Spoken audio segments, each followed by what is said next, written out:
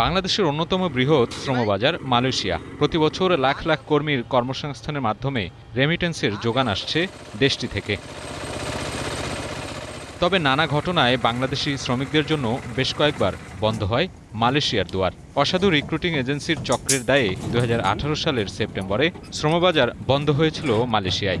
2021 সালে দেশটির সাথে পারস্পরিক সমঝোতা চুক্তির পর আবারও চালু হয় কর্মী পাঠানোর কার্যক্রম।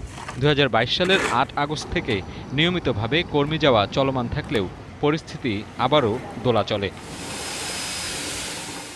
সম্প্রতি দেশটির নানা বাধ্যবাধকতায় কর্মী পাঠানো নিয়ে তৈরি হয়েছে জটিলতা। নানা প্রতিবন্ধকতায় মালয়েশিয়ার শ্রমবাজারে হুমকির মুখে বাংলাদেশ সহ 14টি কর্মী প্রেরণকারী দেশ।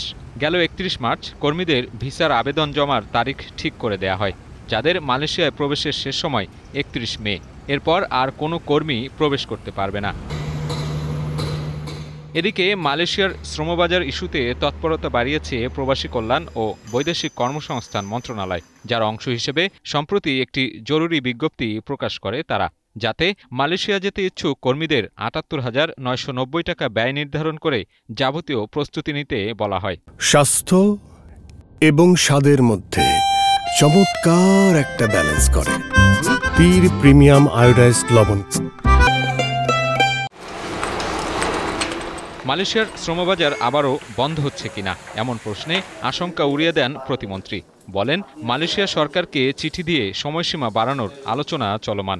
আমরা এই ব্যাপারে কাজ করতেছি, আমাদের মন্ত্রণালয় কাজ করতেছে, আমাদের এমবেসিগুলো কাজ করতেছে এবং প্রয়োজনে আমরা নিজেরাও যাব সে দেশের গভর্নমেন্টের সাথে, গভর্নমেন্ট টু গভর্নমেন্ট, সরকার টু সরকার আলাপ হবে, সেদিকে লক্ষ্য রেখেই আমরা কাজ করি।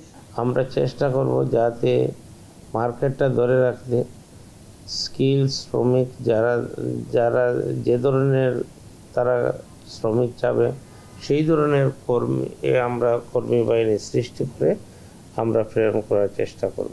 নতুনভাবে আবার এগ্রিমেন্ট হবে, তাদের চাহিদা মোতাবেক তারা কয় লক্ষ নিবে, কয় লক্ষ লোকের চাহিদা আছে, সেই চাহিদা মোতাবেক আমরা প্রেরণ করার চেষ্টা করব। পাশাপাশি অভিবাসন ব্যয় কমানোরও প্রতিশ্রুতি দেন তিনি।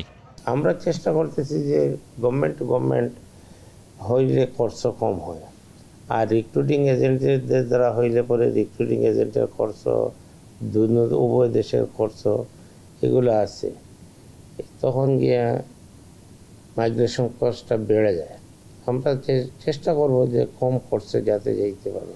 এই কাজটি কিন্তু অন্যান্য কাজের তুলনায়। এদিকে বাংলাদেশ থেকে সরকারিভাবে বিভিন্ন খাতে 10,000 কর্মী পাঠানোর কথা থাকলেও রাষ্ট্রীয় মালিকানাধীন প্রতিষ্ঠান বোয়েসেল পাঠাতে পেরেছে মাত্র 1,381 জন কর্মী। বিনা অভিবাসন ব্যয়ে সবশেষ 73 জন কর্মীকে মালয়েশিয়া পাঠালেও তাদের কার্যক্রম চলে স্লোথ গতিতে।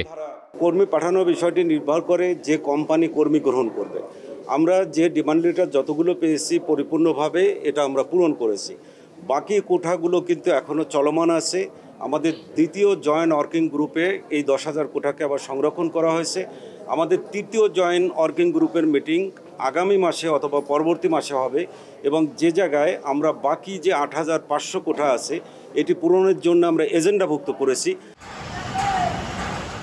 মালয়েশিয়ায় এখন কর্মরত আছেন প্রায় 15 লাখ বাংলাদেশি কর্মী। তবে ভিসার মেয়াদ শেষ হওয়ার পরেও থেকে যাওয়া কর্মীর সংখ্যা নেহায়াত কম নয়।